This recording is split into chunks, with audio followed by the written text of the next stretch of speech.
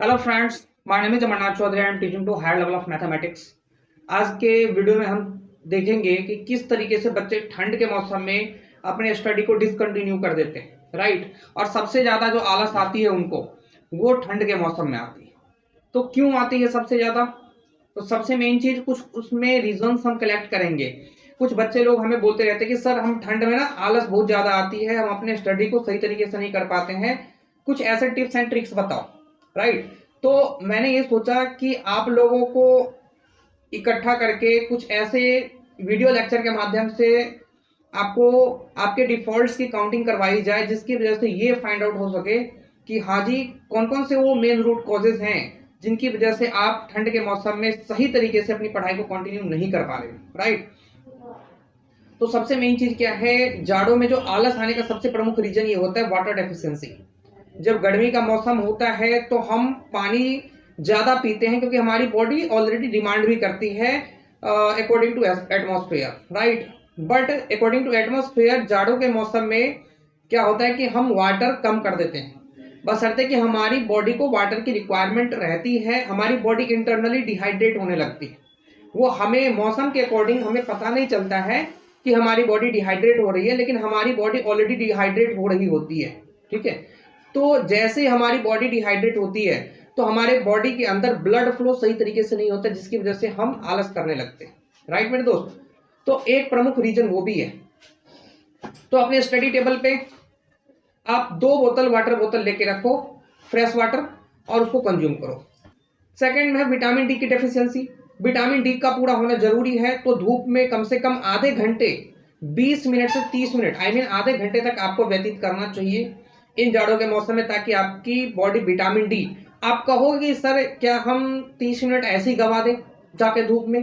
तो नहीं, आप ऐसा कर सकते हो, अपने टेबल वगैरह रख सकते हो धूप में, या फिर जो बोरी वगैरह होती है, राइट, चटाई वगैरह, मैट वगैरह बिछा के आप पढ़ सकते हो, ठीक है। तो आप अपने स्टडी टेबल को थोड़ा सा फ्रेश जगह पे रखो, साफ सुथरा रखो, क्लीन रखो, हवादार जैसा होना चाहिए, ताकि आप सही तरीके से एनवायरमेंट, नेचर से के साथ जुड़ सको, ताकि आप अपनी पॉजिटिविटी इंक्रीज कर सको, राइट। बहुत से मैंने बच्चों को देखा है कि वो रजाई में जाके आराम से फैल के पढ़ते हैं। वो चीज नहीं करनी मेरे दोस्त। आपको कंबल में या रजाई में नहीं जाके पढ़ना है।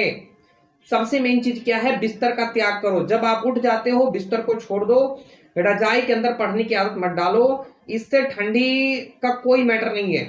आप शूज वगैरह पहनो, जैसे अर्ली मॉर्निंग आप पढ़ते हो, 3 बजे 4 बजे रात को जग के पढ़ते हो, तो आप ऐसा करो, शूज पहन लो, जुराब लगा लो, 1 जुराब लगा लो, 2 जुराब लगा लो, लेकिन शूज पहन के पढ़ो आप, ठीक है।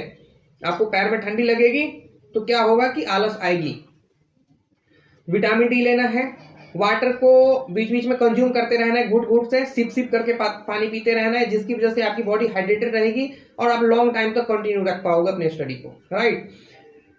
हर 1 से 2 घंटे के बाद आपको ब्रेक लेना है, राइट। अगर जैसे आपने 2 घंटे कंसिस्टेंटली पढ़ाई कर ली तो 20 मिनट का या 15 मिनट का ब्रेक होना चाहिए। 1 घंटे की पढ़ाई कर ली तो 10 मिनट का ब्रेक होना चाहिए। 2 घंटे में 20 मिनट का, 3 घंटे आप कंसिस्टेंटली पढ़ाई कर रहे हो तो कम से कम भी आपको 30 मिनट, 25 से 30 मिनट का रेस्ट चाहिए होता है, ठीक है।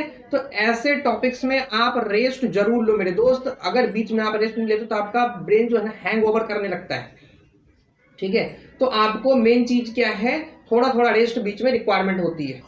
तो इन चीजों को नोटिस करो। और सरसों तेल की मालिश, अगर धूप में आप जाते हो तो सरसों तेल लगाओ शरीर में, है ना। और सरसों तेल, कच्ची घानी का सरसों तेल होना चाहिए, और उस सरसों तेल से शरीर की मालिश करो आप, और जाके धूप में बैठो। देखना सनलाइट इतनी टॉप क्वालिटी, मतलब विटामिन डी ऑब्जॉर्व करेगी और थकावट भी दूर हो जाएगा, ब्रेन का स्ट्रेस वगैरह। बालों में भी लगा सकते हो सरसों तेल, बहुत ही टॉप क्वालिटी वे में आपको फायदा मिलेगा। सरसों तेल लेकिन शुद्ध क्वालिटी का होना चाहिए। अगर नहीं है तो कहीं अपने आसपास देखो, किसी किसान वगैरह के पास हो तो उनसे अवेलेबल करो, नहीं है तो कोई ट्रस्टेड ब्रांड का आप कोल्ड प्रेस का मस्टर्ड ऑयल ला सकते हो, या फिर कोकोनट ऑयल भी आप ला सकते हो, राइट मेरे दोस्त। तो इन चीजों पे फोकस करना जरूरी है। तो वाटर हाइड्रेशन पूरा होना चाहिए, है ना। और आलस का सबसे मन से त्याग भी करना जरूरी है मेरे दोस्त, है ना। आलस जब तक मन से त्यागोगे नहीं, तब तक ये टिप्स एंड ट्रिक्स काम में आने वाली नहीं है। तो आपको बिस्तर पे जाकर नहीं बैठ के पढ़ना है। अगर आपके पास ऐसा लग रहा है कि हाँ जी आपके पास स्टडी टेबल नहीं है, चेयर नहीं है, राइट, तो आप छोटा सा इन्वेस्टमेंट कर सकते हो इनमें, स्टडी टेबल में और चेयर में इन्वेस्टमेंट कर सकते हो। अगर नहीं है वो भी, तो आपको एक लैपटॉप स्टडी टेबल होता है जो कि आप बिस्तर पे भी रख के पढ़ सकते हो उसको, क्योंकि उससे आपका स्पाइनल कोड सेफ रहता है। ऐसे आपको ज्यादा बैंड होकर नहीं पढ़ना पड़ेगा, क्योंकि जब आप नीचे बिस्तर वगैरह पे पढ़ते हो तो आपको बैंड ज्यादा होना पड़ता है, जिसकी वजह से आपका जो L4 L5 स्पाइनल कोड होता है मेरे दोस्त, उसमें ज्यादा पेन आ जाता है। ठीक है, तो उन चीजों से आपको बचना है। ठीक है, आप स्टडी टेबल यूज करो ताकि आप लंबा सर्वाइव करोगे, क्योंकि मुझे पता है कि आप कोई टॉप लेवल की कॉम्पिटेटिव एग्जाम की प्रिपरेशन कर रहे हो, एकेडमिक के टॉपर्स बनना चाहते हो, एकेडमिक लेवल्स के एग्जाम के प्रिपरेशन कर रहे हो, तो ऐसे में ना आपको स्टडी को ज्यादा टाइम तक कंसिस्टेंट रखना पड़ता है, राइट। तो ऐसे में क्या है कि आपको कहीं ना कहीं बॉडी की रिलैक्सेशन नीड होती है, तो इसलिए आप टेबल चेयर पे पढ़ो।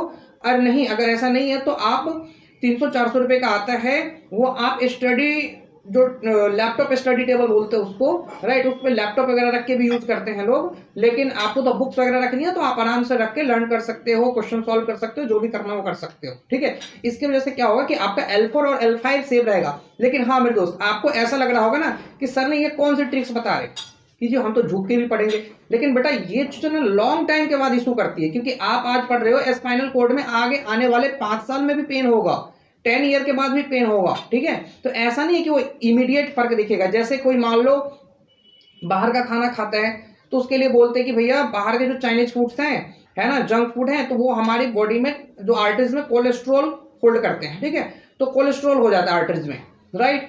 तो क्या वो 4 दिन में होता है? नहीं होता ना, उसके लिए क्या लगता है, लंबा वक्त लगता है। तो ये जो है स्पाइनल कोड या मतलब ज्वाइंट पेन वगैरह सब जो है, ये लॉन्ग टाइम के बाद आपको नजर आएगा। ये साइंटिफिकल स्टडी है, इसमें आपको इमीडिएट रिजल्ट नहीं मिलेगा, राइट। तो टेबल और चेयर लगा के पढ़ने का एक अलग ही अपना मजा होता है। ठीक है, उसके बाद आप कोशिश करो, अगर वो भी नहीं है तो आप कोई बक्सा वगैरह का घर में कोई सॉल्यूशन कर सकते हो, ईंट वगैरह डाल के, बहुत बच्चे करते हैं। ठीक है, तो आप अपने आप को उस हिसाब से रिकमेंड कर सकते हो। ठीक है, मैंने आपको बता भी दिया लैपटॉप स्टडी टेबल लेने के लिए, वो भी आप ले सकते हो। ठीक है, और थोड़ा सा जॉगिंग वगैरह पे ध्यान दे दो तो ज्यादा बेटर है।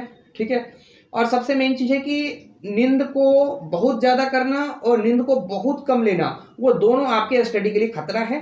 आप बहुत ज्यादा सो रहे हो। मैं एक बच्चे से मिला, लगभग 1 वीक हुए मुझे, और वो बच्चे उस एरिया के बहुत ही टॉप लेवल के स्कूल में पढ़ते हैं, लेकिन उनके परफॉर्मेंस काफी डाउन चल रही है अकॉर्डिंग टू स्टडी। तो उनका सबसे बड़ा सीन ये है कि वो लगभग, मुझे ऐसा लग रहा कि उनके वर्ड से कि 11 घंटे, 10 से 11 घंटे पर डे सोते हैं।